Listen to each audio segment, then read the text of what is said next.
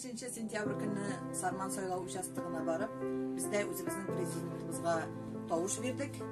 Минниханов Рүстем Нұрғалиевичқа. Һәр вакыт аның эшләвен, елебезнең Татарстанның президенты булуын телибез, киләчәгебез тагы да яхшы булуына ышанабыз. Шуңа багышлап үземнең шигыремдә тәкъдим итәсем килә. Татарстан илебезнең иң гүзәл бер төбәге. Үз җирен гөлбакча итү ил башының теләге. Президентка тавыш бирдек, ышанабыз кешенә. Теләктәшлек белдерәбез аның изге эшенә.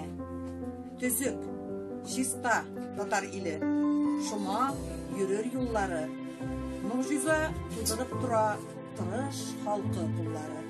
Уйларыбыз уртак булса, өметебез акланыр. Хөрмәт, даныбыз да артыр. Тынычлык